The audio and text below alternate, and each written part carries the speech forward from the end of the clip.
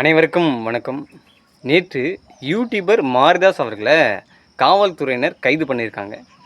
So என்ன காரணம், அதோட முழு பின்னணி என்ன? அதே போல் நேற்று திருச்சியில் ஒரு பெண் போதை ஊசி பயன்படுத்திய பெண் உயிரிழந்திருக்காங்க. அது சம்மந்தமாக அந்த பெண்ணோட காதலனையும் அந்த காதலனோட ஃப்ரெண்டையும் காவல்துறையினர் கைது செஞ்சுருக்காங்க. ஸோ இதனோட முழு பின்னணி என்னன்னு சொல்லிட்டு பார்க்கலாம். அதுக்கு முன்னாடி நம்ம சேனலை சப்ஸ்கிரைப் பண்ணுங்கள். சின்ன சேனல், சப்போர்ட் பண்ணுங்கள். மீண்டும் வணக்கம். மாரிதாஸ் அவர்கள் இவர் ஒரு யூடியூபர். இவர் பார்த்திங்கன்னா கடந்த ஆட்சி காலத்திலையும் திமுக ஆட்சியில் அந்த ஊழல்களையும் அதனுடைய நிர்வாக திறன்களையும் அதிகமாக கேள்வி எழுப்பி விமர்சனம் பண்ணார். கடுமையான விமர்சனம் பண்ணியிருந்தார். இப்போது தாவேக ஆட்சி பொறுப்பேற்ற நாட்கள் கடந்த ஒரு மாதத்தில் ஏற்பட்ட தவறுகளையும் அதே போல் இவர்களோட ஆட்சியில் நடக்கிற அந்த குறைபாடுகளையும் சுட்டி காட்டி கடுமையாக விமர்சனம் பண்ணது. குறிப்பாக பார்த்திங்கன்னா அமைச்சர் கீர்த்தனா அவர்கள், அதே அமைச்சர் ஆதவ் அர்ஜுனா அவர்கள், ஏன் சிஎம் விஜய் அவர்களோட செயல்பாடு குறித்தும் அவர் கடுமையான விமர்சனம் வச்சார். இப்படி தொடர்ச்சியான விமர்சனம் வைக்கிறதுனால இவர் காவல்துறையினர் தானாக முன்வந்து கைது பண்ணியிருக்காங்க. குறிப்பிட்ட ஒரே ஒரு காரணம் தான் சொல்கிறாங்க.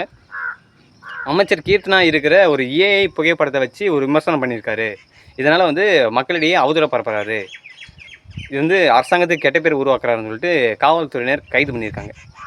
கைது பண்ண பிறகு மற்ற கட்சி தலைவர்களும் மற்ற சமூக வலைதளவாசிகளும் கடுமையான எதிர்ப்பு தெரிவித்தாங்க. எப்படியும் அவருக்கு சாயந்தரம் கைது பண்ண உடனே சாயந்தரம் நீதிமன்றம் மூலிமா அவருக்கு பிணையில் வெளியே விட்டுட்டாங்க.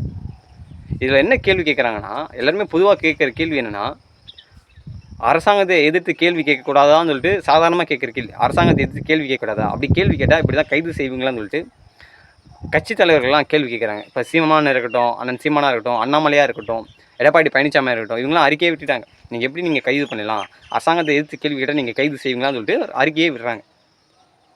என்ன ஒரு கேள்வினா, தமிழகம் வெற்றிக்கழகம் இருக்கு இல்லையா, அதில் கட்சி தொண்டர்களும் கட்சி நிர்வாகிகளும் மற்ற கட்சி தலைவர்களை வச்சு எவ்வளோ ஆபாசமாக, எவ்வளோ இழிவாக, எவ்வளோ அவதூறுகளை சமூக வலைதளங்களை பரப்புகிறாங்க. அப்படி பரப்புனாங்களே இன்றைக்கி வரைக்கும் யாராச்சும் கைது பண்ணியிருக்காங்கன்னு கேட்டால் கேள்விக்குறியாக தான் இருக்குல்ல. ஸோ இந்தமாரி கருத்து முரண்பாடுகள் மற்ற கட்சிகளிடையவும் சமூக வலைதளவாசிகளிடமும் இந்த மாதிரி பரவிட்டுருக்கு. எனிவே யாரை பற்றியும் நம்ம குறை சொல்லக்கூடாது, யாரை பற்றியும் நம்ம ஆதாரம் இல்லாமல் அவதூறாக பேசக்கூடாது.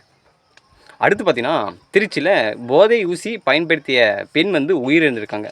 காரணம் என்னென்னு பார்த்தீங்கன்னா, அதாவது திருச்சி அரியாமங்கலத்தை சேர்ந்த காதலர்கள் சதாம் ஹுசேன் ப்ளஸ் இந்த பெண் இருவரும் காதலர்கள். இருவருமே ஹோட்டலில் அறை எடுத்து தங்கியிருக்காங்க. திருச்சி பேருந்து நிலையத்துக்கு அருகில் இருக்க விடுதியில் அறை எடுத்து தங்கியிருக்காங்க. அங்கே இருவருமே அந்த போதை ஊசியை பயன்படுத்தியிருக்காங்க. அப்படி பயன்படுத்தும் போது கொஞ்சம் மயக்கம் அடைஞ்சிருக்காங்க. உணவு அருந்த போயிருக்காங்க. அங்கே மயக்கம் அடைஞ்சு கீழே விழுந்திருக்காங்க. உடனே தனியார் மருத்துவமனைக்கு கொண்டு சென்றிருக்காங்க. அங்கே டாக்டர் என்ன சொல்லியிருக்காங்க, நீங்கள் அரசு மருத்துவமனைக்கு கூட்டிகிட்டு போங்க சொல்லியிருக்காங்க. அரசு மருத்துவமனைக்கு போனதுக்காக செக் பண்ணியிருக்காங்க. இவங்க ஏற்கனவே உயிர் எழுந்துட்டாங்கன்னு சொல்லியிருக்காங்க. இது சம்மந்தமாக காவல்துறையினர் அந்த சதாம் ஹுசேன் மற்றும் அவருடைய நண்பரையும் காவல்துறையினர் கைது பண்ணியிருக்காங்க. என்ன கேள்வினா, போதை கலாச்சாரம் தாங்க எந்த அளவுக்கு ஸ்ப்ரெட் ஆகிருக்கு, தமிழகத்தில் எந்த அளவுக்கு ஊடுருவி இருக்குது, அதாவது பெண்கள் கூட சிறுமிகள் கூட பயன்படுத்துகிற அளவுக்கு இந்த போதை பழக்கம் ஸ்ப்ரெட் ஆகிருக்கா என்ற ஒரு கேள்வி வருது. இதை நம்ம தமிழக அரசு விரைவாக, அதாவது போதையில்லா கலாச்சாரத்தை நம்ம உருவாக்கவும் சொல்லிட்டு தான் மாற்றும் சொல்லிட்டு இவங்க வந்திருக்காங்க. அப்படி தடுப்பாங்களா, இதை கட்டுப்படுத்துவாங்களான்றத நாம் பொறுத்து தான் நம்ம பார்க்கணும். அதே போல் சமூக வலைதளத்தில் அமைச்சர் கீர்த்தனா அவர்களை கடுமையான குற்றச்சாட்டு வைக்கிறாங்க சமூக வலைதளவாசிகள். என்ன குற்றச்சாட்டு வைக்கிறாங்கன்னா, இப்போ சமீபத்தில் ஒரு வீட்டு சுப நிகழ்ச்சிக்கு போயிட்டு கச்சேரி தளபதி கச்சேரின்னு பாட்டுக்கு நடனம் ஆடின ஒரு வீடியோ வெளியாச்சு. உடனே எல்லோரும் கேள்வி கேட்க ஆரம்பிச்சிட்டாங்க. ஏன்னா நம்ம தமிழ்நாட்டிலேருந்து தொழில்துறை நிறுவனங்கள் ஆந்திராவுக்கு போயிட்டுருக்கு. கிட்டத்தட்ட 50,000 கோடிக்கு இங்கே பண்ண வேண்டிய இன்வெஸ்ட்மெண்ட்டு அங்கே போயிருக்கு. இதனால் 1,00,000 பேருக்கு வேலை கிடச்சிருக்கோம். ஆனால் 1,00,000 பேருக்கு வேலையை தூக்கி நீங்கள் அங்கே கொடுத்துறீங்கன்னு சொல்லிட்டு அவர் மீது குற்றச்சாட்டு வைக்கிறாங்க. என்னென்ன தொழில் நிறுவனங்கள்லாம் இங்கேருந்து ஆந்திராவுக்கு போயிருக்குன்னு பார்த்தீங்கன்னா, ஃபஸ்ட்டு பார்த்தீங்கன்னா டிஆர்டிஓ ஆம்காப் ப்ராஜெக்ட். இது பார்த்தீங்கன்னா இலகு ரக போர் விமானம் உற்பத்தி செய்கிற ஒரு ப்ராஜெக்ட்டு. 5ஆம் தலைமுறை போர் விமானம். இந்த விமானத்தை உற்பத்தி செய்து பெங்களூர் டிஆர்டிஓ ஆராய்ச்சி கழகம் இருக்குது, அங்கே உற்பத்தி பண்ணி ஓசூரில் ரன்வே கட்டி அதில் ஓடுதலை பாதையை செக் பண்ணணும். இதுதான் இதனோட ப்ராஜெக்ட்டு. கிட்டத்தட்ட 15,000 கோடி இன்வெஸ்ட்மெண்ட்டு. சரிங்களா? இந்த இன்வெஸ்ட்மெண்ட்டு இப்போ கடந்த மாதம் தான் மே மாதம் 26ஆம் தேதி பார்த்திங்கன்னா ஆந்திராவில் ஷிஃப்ட் ஆகிடுச்சு.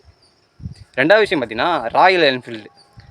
இந்த நிறுவனம் மேல் விரிவாக்கத்துக்காக முயற்சி பண்ணியிருக்காங்க. ஆனால் தமிழக அரசு கொஞ்சம் மெத்தனை போக்குவரத்து இருந்ததுனால இதை ஆந்திராவுக்கு ஷிஃப்ட் பண்ணிட்டாங்க. கிட்டத்தட்ட 2500 கோடி. அதே போல் தென்கொரியாவை சேர்ந்த காலனி தயாரிக்கும் நிறுவனம் இதுவும் பார்த்திங்கன்னா 1750 கோடி ஆந்திராவில் ஷிஃப்ட் ஆகிருக்கு.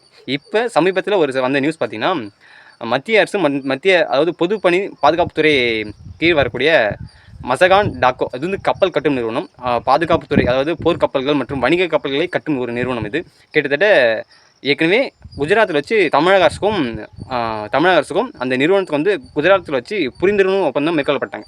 அதாவது தூத்துக்குடியில் இந்த வந்து கப்பல் கட்டும் நிறுவனத்தை தொடங்கலாம்னு சொல்லிட்டு கிட்டத்தட்ட 15000 கோடி இன்வெஸ்ட்மெண்ட் பண்ணியிருக்காங்க. ஆனால் அதுக்காக இன்வெஸ்ட்மெண்ட் பண்ண அமௌண்ட் இருக்குது பார்த்தியா 15000 கோடி, இன்றைக்கு வரைக்கும் அது வந்து உள்ளே வரவே இல்லை. இது வரைக்கும் அந்த நில கையகப்படுத்தலையாக இருக்கட்டும், அந்த இடத்த நில அளவீடு செய்யறதுலையாக இருக்கட்டும், இன்னும் அந்த பணி வந்து மெத்தன புக்கிலே இருக்குது. ஆனால் இது வரைக்கும் கிட்டத்தட்ட 1 ஆண்டு காலம் ஆயிடுச்சு, இன்ன வரைக்கும் அந்த பணியை தொடங்கலை. ஆனால் இப்போ ஆந்திரா முதலமைச்சர் என்ன பண்ணியிருக்காரு, சரி இந்த திட்டம் நம்ம ஆந்திராவுக்கும் தேவையானதுக்காக அவர் டெல்லிக்கு அடிக்கடி பயணம் பண்ணி அந்த திட்டத்தை இப்போ வந்து ஆந்திராவில் கொண்டாந்துருக்காரு. ஆந்திராவில் கொண்டாடுறது மட்டும் இல்லாமல் அதுக்கான நிலத்தை வந்து கையகப்படுத்துறதுல இருக்கட்டும், அதனுடைய அளவீடு செய்யறதுல இருக்கட்டும் இடத்தையும் ஒதுக்கி கொடுத்துட்டாங்க. அதனால் இப்போது இதே ப்ராஜெக்ட்டு ஆந்திராவிலையும் இருக்குது. கிட்டத்தட்ட 29000 கோடி அங்கே இன்வெஸ்ட்மெண்ட் பண்ணியிருக்காங்க. 29950 கோடி, கிட்டத்தட்ட 30000 கோடி அங்கே இன்வெஸ்ட்மெண்ட் பண்ண போகிறதா முதலீட்டாளர்களோட பேச்சுவார்த்தை நடத்திட்டுருக்காங்க. இப்படி இங்கே தமிழ்நாட்டில் பண்ணுற இன்வெஸ்ட்மெண்ட்டை விட தமிழ்நாட்டுக்கு அதாவது வாய்ப்பாக வர இன்வெஸ்ட்மெண்ட்டை கூட இவங்க வந்து ஆந்திராவுக்கு அனுப்பிச்சிடறாங்களேன்னு சொல்லிட்டு ஒரு கோபத்தில் சமூக வலைதளவாசிகள்லாம் கேள்வியாக எழுப்பி தள்ளுறாங்க.